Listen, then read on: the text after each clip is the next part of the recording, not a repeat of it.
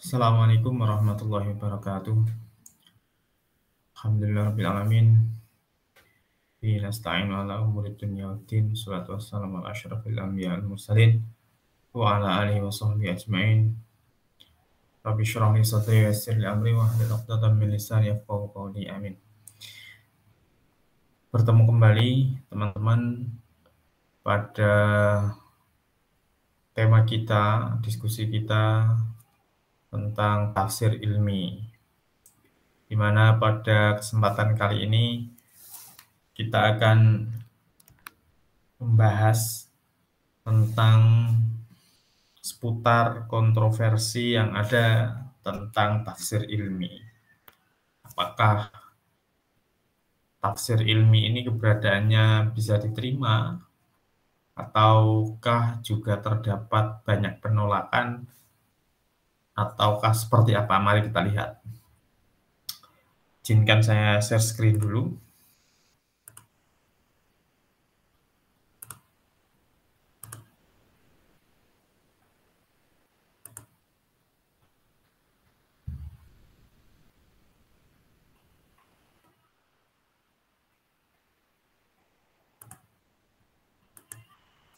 Oke, kontroversi tafsir ilmi.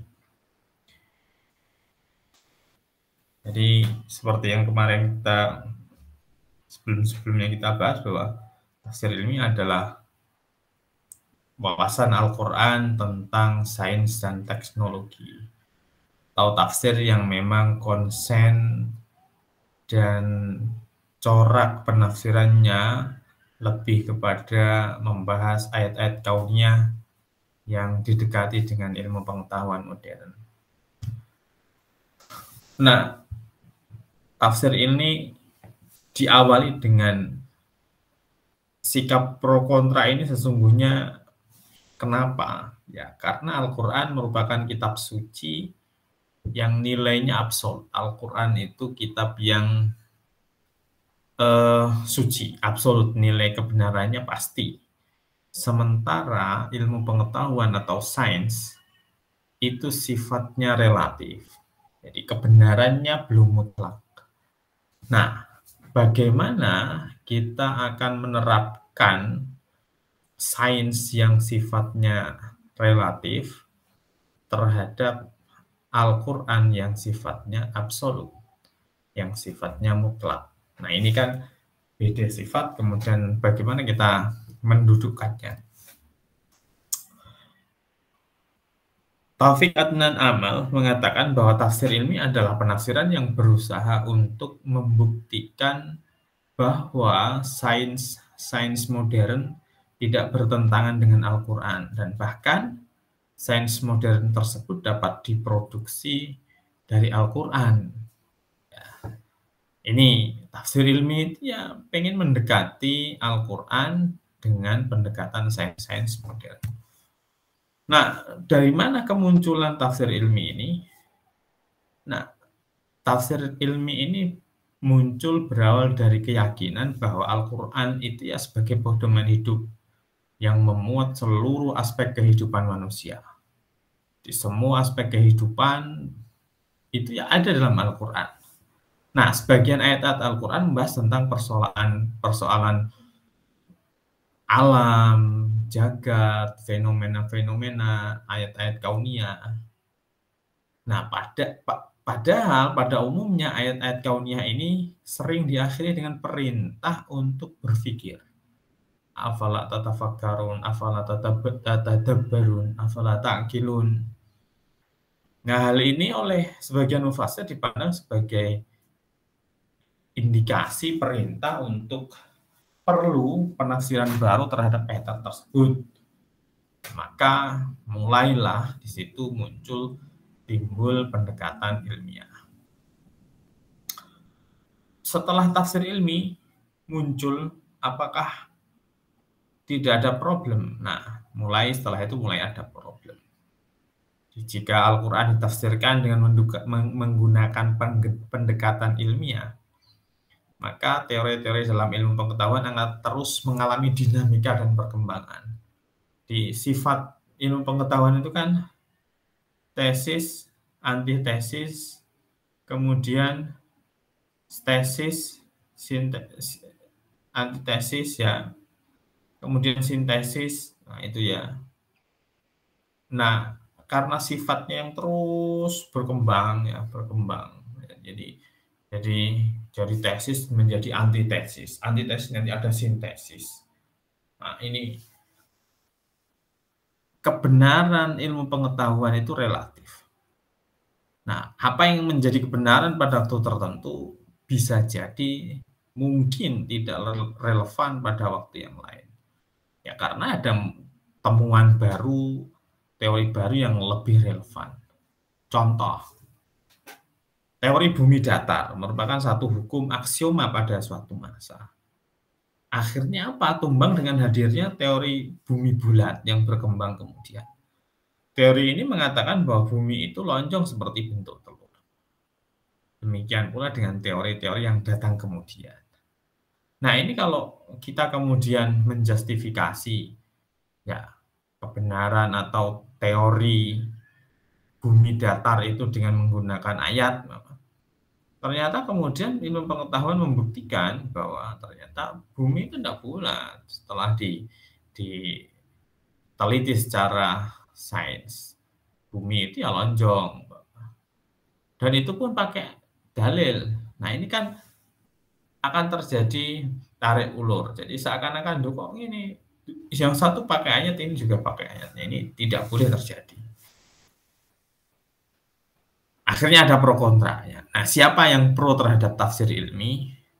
Di antaranya ada Al-Ghazali dalam Jawahirul Quran. Al-Ghazali dengan pendapatnya dalam Ihya Ulumuddin bahwa segala ilmu itu yang bersumber dari Al-Quran. Begitu juga dengan As-Suyuti dalam Al-Itqannya mengungkapkan bahwa semua ilmu yang berkembang hari ini sampai hari kiamat itu telah diungkap dalam Al-Quran dan dapat dieksplorasi dari Al-Quran. Begitu juga dengan Syekh Tantowi Jauhari dalam tafsir Jawahir fi Tafsiril Quran, yang mengungkapkan berbagai macam ilmu pengetahuan, terutama ketika menafsirkan ayat-ayat kauniyah.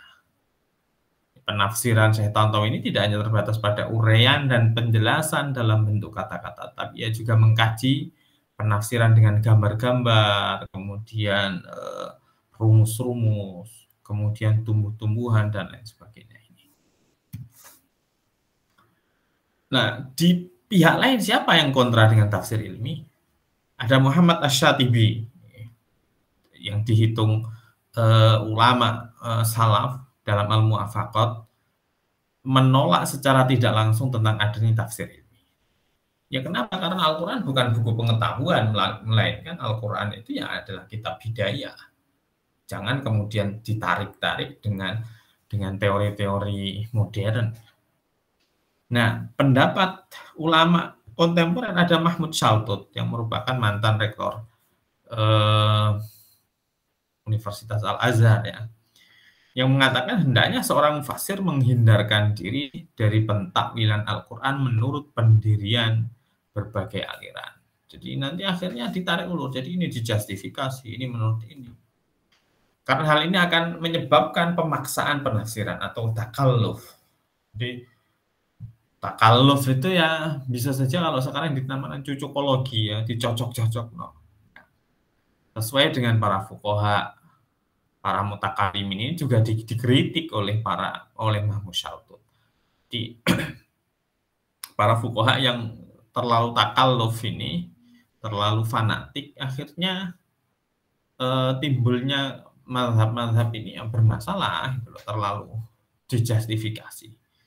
Itu juga dengan mutakalimin maupun ahli tasawuf yang cenderung fanatik terhadap kelompok masing-masing.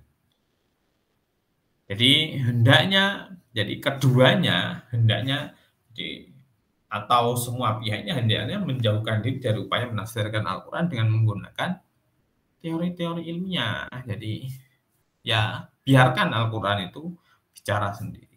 Tidak harus kemudian didetailkan menggunakan teori-teori ilmiah. Tapi ada pendapat tengah juga. Jadi pendapat dari seorang ahli kedokteran, dia menulis dalam bukunya Alkitab Batin. Jadi dia bilang begini, Dr. Abdul Aziz Ibrahim, Al-Quran memang bukan kitab kedokteran, bukan pula kitab teknik, atau kitab astronomi, bukan. Tetapi tidak dipungkiri bahwa di dalamnya terdapat beberapa ayat yang memberikan isyarat-isyarat berkaitan dengan hukum alam dan sunnatullah, yang mana hal tersebut secara detail dapat dirujuk melalui ilmu-ilmu tersebut, melalui ilmu-ilmu pengetahuan modern tersebut. Maka dari itu ya akhirnya ya didekati, akhirnya dijelaskan. Ya, karena memang dalam Al-Qur'annya sendiri ada memuat ayat-ayat yang berkaitan dengan itu. Sikap kita apa? Ya, agar kita tidak terjebak pada sikap apologis, ya, enggak mau tahu, ya, atau agar kita tidak terjebak pada sifat yang ta'assub, ya, terhadap satu pendapat. Pokoknya saya setuju ini. Dan juga supaya kita tidak pada posisi a priori, jadi sembolah pokoknya. Nah, apa yang harus kita lakukan?